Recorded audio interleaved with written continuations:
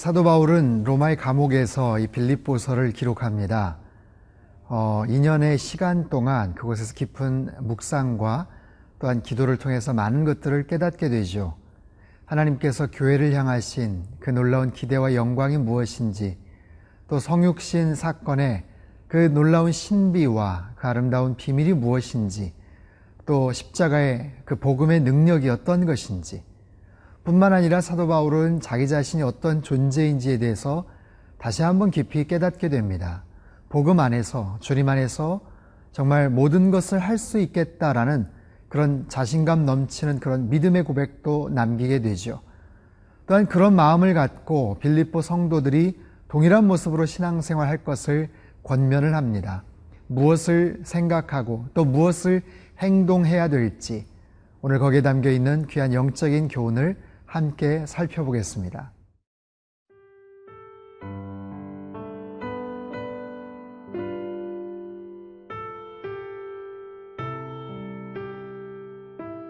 빌립보서 4장 8절에서 13절 말씀입니다.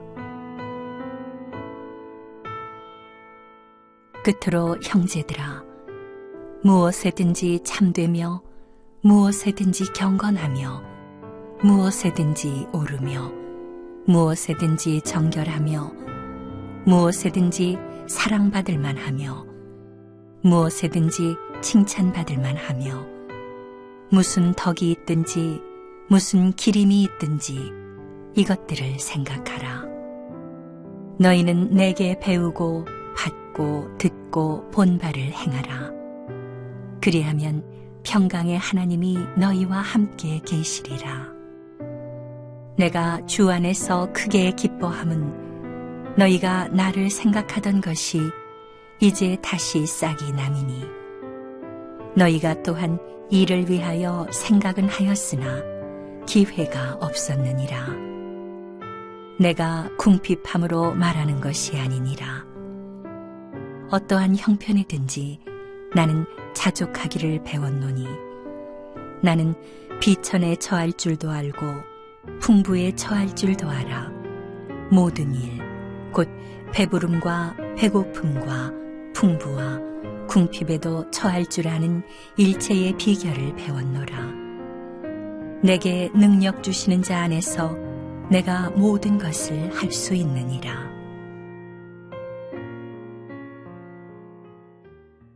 자, 사도 바울의 빌립보 성도들을 향한 두 가지 권면, 또 영적인 당부가 오늘 본문에 담겨져 있습니다. 그 첫 번째는 무엇을 생각할 것인가, 또 두 번째는 무엇을 행동할 것인가, 거기에 대한 내용입니다. 그 첫 번째는 8절인데요. 무엇을 생각할 것인가, 8절 말씀 같이 읽겠습니다. 끝으로 형제들아, 무엇에든지 참되며 무엇에든지 경건하며 무엇에든지 옳으며 무엇에든지 정결하며 무엇에든지 사랑받을 만하며 무엇에든지 칭찬받을 만하며 무슨 덕이 있든지 무슨 기림이 있든지 이것들을 생각하라. 6가지의 덕목을 지금 이야기를 하고 있는데요. 이 말의 뜻은 바로 이런 겁니다. 당신이 뛰어나다는 인정이나 칭찬을 받고 싶다면 이 6가지 특성을, 이 6가지 덕목을 곰곰이 잘 생각해 보라. 그렇게 지금 권면하고 있습니다. 사실 이 6가지 이 권면, 이 도덕적인 지침은 당시 헬라 문학의 그 도덕가들이 칭송하던 그런 미덕들입니다. 당시 이교도들, 일반 헬라 문화 속에서도 그들의 삶과 도덕 속에서도 굉장히 선한 것들, 굉장히 좋은 그런 덕목들이 있었죠. 도덕적이고 또한 상식적이고 선한 가치들, 그 많은 것들을 생각하라. 보다 더 합리적이고 상식적인 그런 측면에서 세상에서도 정말 최고의 덕목이라고 말하는 것들을 한번 잘 생각해 보라. 그 많은 것들을 잘 생각해 볼 때 우리가 또 바른 크리스찬으로서 또 새로운 깨달음을 얻게 된다라고 그렇게 바울 사도는 권면하고 있습니다. 자, 생각을 하고서 행동을 해야 되겠죠. 근데 어떤 경우는 그저 습관적으로 움직이는 경우가 있고요. 또 마음이 급하다 보니까 일단 움직이고 행동하고 나서 뒤늦게서야 생각을 하고 또 그때서야 후회를 하고 아쉬워하는 그런 경우들이 있습니다. 일반 세상 속에서 말하는 이 최고의 덕목들, 그것들을 곰곰이 잘 생각해 보고 그리고 나서 행동할 것을 그렇게 바울은 권면하고 있어요.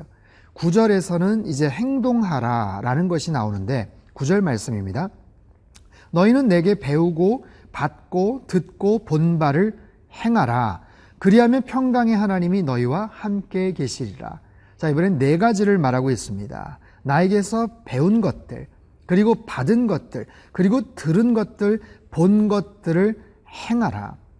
바울의 가르침과 교훈이죠. 아니, 더 나아가선 예수님의 가르침이겠죠.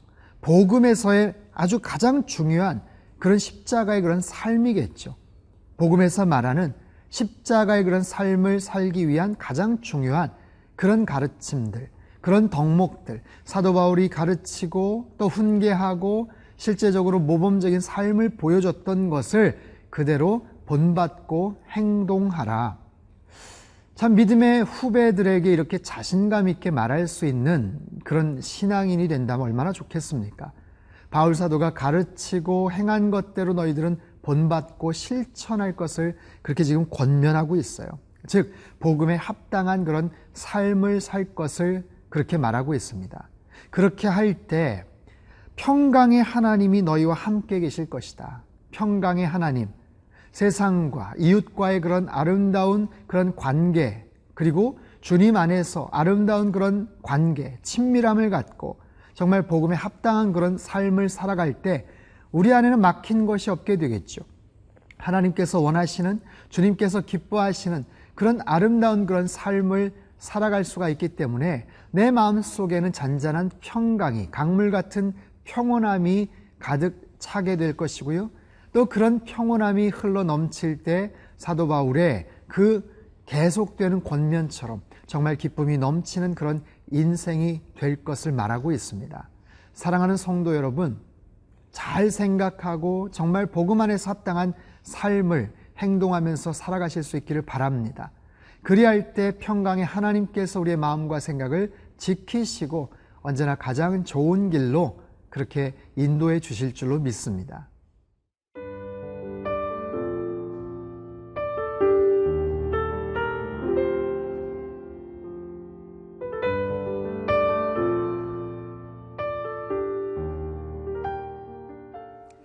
사도 바울은 로마의 감옥에서 참 많은 불편함과 또 어려움 가운데 있었을 겁니다.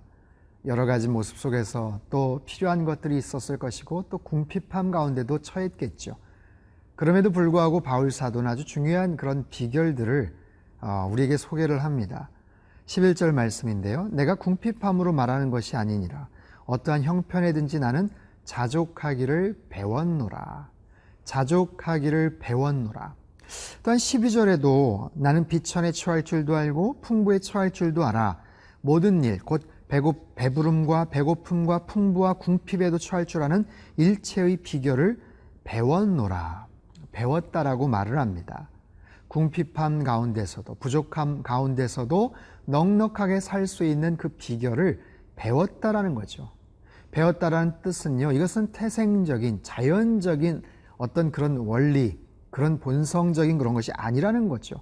배우고 익히고 훈련하고 또 그것을 익숙하게 만들었다라는 그런 의미예요. 동물 중에 카멜레온이라는 동물이 있죠. 주변의 환경에 따라서 마음대로 자기의 색깔을, 피부 색깔을 바꾸는 그런 아주 희한한 동물이 있습니다. 그것처럼 자신의 환경과 처해져 있는 그런 상황 가운데 자유자재로 마음껏 그렇게 바꿀 수 있는가? 사실상 인간은 그것이 참 어렵습니다. 왜냐하면 인간 안에는, 모든 사람 안에는 욕망이 있기 때문에 그렇죠. 그 마음속에는 욕심이 있는 거예요. 근데 그 욕심이 채워지지 않을 때 그것을 어떻게 만족할 수가 있겠습니까? 사람의 욕심이라는 것은 끝도 없습니다. 인간의 본능은 만족함을 모르죠. 그래서 본질적인 공허감, 그런 표현도 있지만 정말 그 만족함을 알지 못하는 그 끝없는 욕심과 그 갈증을 느끼는 그 본능을 어떻게 하면 자족할 수 있을까요? 어떻게 하면 그것을 채울 수가 있을까요? 바로 그러한 개념이 스토아 철학자의 최고의 경지였어요. 욕망을 채우는 것, 그리고 다른 여러 종교에서도 그 욕망을 채우기 위해서, 아니 그 욕망을 제거하기 위해서 나름대로 수행을 하고 또 덕을 쌓고 노력을 하고 의지를 갖고서 뭔가를 실천하죠. 하지만 사람의 의지와 노력을 갖고서는 사실 자족할 수 있는 비결은 없습니다. 만족함을 누릴 수가 없는 그런 법이에요. 이것은 궁극적으로는 불가능하죠. 사실상 이것은 오직 주님을 통해서만이 가능한 법입니다. 어거스틴이 일찍이 그런 고백을 했죠. 하나님께서 우리를 만드셨기 때문에 우리 안에는 하나님으로만이 채워질 수 있는 영적인 빈 공간이 있다는 거예요. 그래서 그 공간을 다른 여타 많은 가치와 세상적인 덕목을 가지고 채우려고 애를 써봐도 그것은 절대로 채워지지 않는다는 것이죠. 오직 하나님만이, 예수 그리스도를 통해서만이 그 빈 공간이 딱 들어맞게 되고 그럴 때 참된 만족을 누릴 수 있게 된다는 겁니다. 시편 기자 다윗의 고백과도 마찬가지예요. 여호와가 나의 목자시니 내게 부족함이 없으리로다. 주님이, 하나님이 내 인생의 목자가 되실 때 나에게는 부족함이 없다라고 그런 위대한 선언을 합니다. 고백을 합니다. 거기서의 부족함이 없다라는 것은 아쉬울 것이 없다라는 그런 뜻이기도 합니다. 그 하나님을 통해서 온전하게 채워졌기 때문에 나에게는 아쉬울 것이 없다. 부족함이 없다. 정말 불필요한 그런 많은 그런 삶의 여러 가지 영역들을 다 제거하고 주님을 통해서만이 온전한 만족을 누릴 수 있게 된다는 것이죠. 그런 상황 속에서 사도 바울의 그 마지막 고백을 보십시오. 13절 말씀입니다. 내게 능력 주시는 자 안에서 내가 모든 것을 할 수 있느니라. 자족함을 얻을 뿐만 아니라 아쉬움을 느끼지 못하는 정도가 아니라 나에게 능력 주시는 자 안에서 내가 모든 것을 할 수 있다라고 너무나도 자신 있고 확신 있게 고백을 합니다. 일찍 예수님께서 요한복음 15장 5절에서 그런 말씀을 하셨죠. 너희가 나를 떠나서는 아무것도 할 수 없느니라. 예, 맞습니다. 우리는 주님을 떠나서는 정말 아무것도 할 수 없는 그런 존재죠. 그러나 주님 안에서는 모든 것을 할 수가 있게 됩니다. 그것은 우리의 능력이 아니라 주님의 능력이고 우리의 의지나 우리의 어떤 여러 가지 업적이 아니라 주님께서 우리를 통해 이루시는 놀라운 하나님의 영광이기 때문이죠. 사랑하는 성도 여러분, 오늘 저와 여러분의 입술을 통해서 이와 동일한 고백이 울려 퍼질 수 있기를 바랍니다. 여러분 삶의 모든 영역 속에서 주님을 통해서 참된 만족을 누리십시오. 그리고 주님 안에서 모든 것을 온전하게 행동할 수 있는 귀하고 복된 승리하는 하루가 되실 수 있기를 주님의 이름으로 축원합니다. 기도하겠습니다. 귀하신 주님, 우리의 본성은 늘 부족한 것을 찾아 헤맵니다. 아쉬워합니다. 그러나 주님께서 우리 인생의 목자가 되시고 그 하나님 안에서 우리는 참된 만족을 누릴 줄 믿습니다.